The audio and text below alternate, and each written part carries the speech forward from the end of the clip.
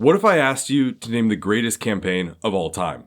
What comes to mind? Maybe Red Dead Redemption 2, Skyrim, one of the Far Cry's, GTA's, or Assassin's Creed games? Well, while those might be on your list, for me, there is one game that deserves its place in the discussion: Titanfall 2. With a runtime of just 6 hours, which truly is more like 5 or even 4, Titanfall 2 might seem like it wouldn't make the cut. But every minute of this campaign is used to the fullest, delivering not only a solid story with great characters, but also pushing Titanfall's mechanics through breathtakingly creative level design that's both unique and incredibly entertaining. Each mission is an experience in itself, combining fluid platforming, puzzles, and relentless combat, all in service of a story that never feels interrupted. With its short runtime, Titanfall 2's campaign feels almost like an immensely immersive movie, except there are very few cinematics. The player is always on the move, the mission is always clear, and the story never breaks. There's no time skips. Each mission takes place right at the end of the last one. It's this continuity, paired with ingenious level design, that truly makes this campaign stand out. And today, I'm here to show you how amazing Titanfall 2's campaign really is. Now, to demonstrate this, I'll be focusing on 3 key missions, each centered in the middle of Titanfall's campaign. Now, I picked these 3 not only because they are my favorites, but because they allow me to showcase just how unique this game's campaign is without spoiling the story for those who might want to play it themselves. So, firstly, we're going to look at a mission called Into the Abyss, which does something I have never seen before. It forces the player to fight, platform, and maneuver through the mission as its final stage is being built. The mission starts with the player and their Titan finding themselves in an underground facility. This facility is building these high-tech domes made for combat simulations. Now, given that you are in a factory building such simulations, you are constantly catching a ride on, wall running through, or shooting past pieces and sections of a map. Once the player has reached the end of the factory, the floor rises up beneath them, revealing the finished product of all they've ran through. The mission then tasks the player with surviving multiple waves of enemies in this completed arena, before finally reconnecting them with their Titan and allowing them to wreak havoc through the multiple different arenas that this factory has made. Now, I love this mission not just for its creative setting, the starting of a mission by traversing through a map as it's being built, and then ending the battle located in that same map, but also for how it shows off the 2 completely different playstyles of Titanfall. You see, for the first half of this mission, you are made to feel small, nimble, swift, as these massive pieces of a much larger structure move slowly around you. You are separate from your Titan and become fully reliant on your platforming and movement abilities.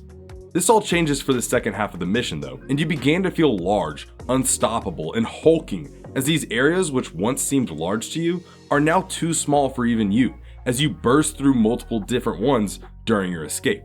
Into the Abyss perfectly showcases the mindset of Titanfall 2's gameplay design. It makes both the Titan and pilot mechanics feel completely fleshed out in their own right, and puts this on full display. This mission also leads into my favorite mission in the entire campaign. Effect and Cause is without a doubt one of the best missions made for any campaign. Its story, mechanics, and scenery are enough on their own to place Titanfall 2 in the discussion of greatest campaigns. This mission is entirely focused on time. You visit a place in which time has been fractured. You are being thrust between the past and the present, and the map around you is constantly changing, building up to the potential this idea of time fracturing has. But the player soon goes from being an unwilling victim of these jumps between time to the one in control of it all. Early in the mission, the player is given a device which allows them to choose between the past and the present. At first, this ability's uses are simple, such as revealing a door that's now closed in the present, using an opening that wasn't there in the past, or avoiding the enemies by jumping through time. However, as the level progresses, the player's newfound ability is pushed to its fullest potential. The player is forced to constantly switch between past and present, while platforming through the level, while running over gaps, avoiding obstacles below, or even while in complete freefall.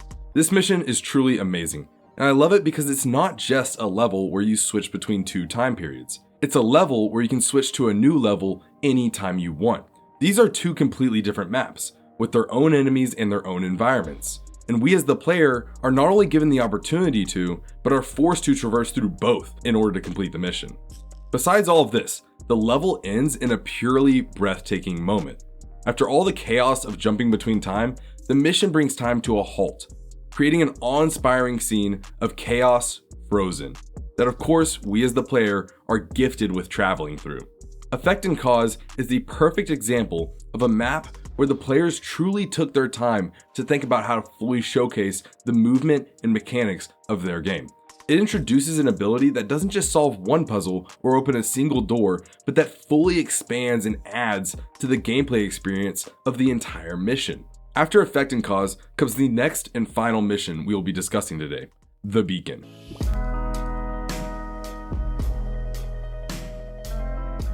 The Beacon combines the great map interactivity, like we found in Into the Abyss, with the addition of one unique ability, like in Effect and Cause. The Beacon begins with the player obtaining control of an arc tool, a device which reacts to electronic interfaces, allowing the player to switch on and off a multitude of contraptions. Just like the time switching ability in Effect and Cause, this ability is first used for completing simple puzzles and opening doors, but slowly becomes an integral part of the mission's parkour, combat, and movement. While this beginning section that is built around learning and playing around with the arc tool is enjoyable, the real meat of this mission comes in its next phase. You see, after collecting the arc tool, the player navigates to a construction site, where there are not only multiple avenues of travel, but walls that can be moved by both the player and the arc tool. The whole layout of this section encourages constant movement. The structures are all curved, making wall running highly effective. There are zip lines connecting different areas of the map, and the elevation forces players to never stop and think about the certain death that lies below. The Beacon, while not as unique or creative as the previous maps we've discussed, is a purely fun mission.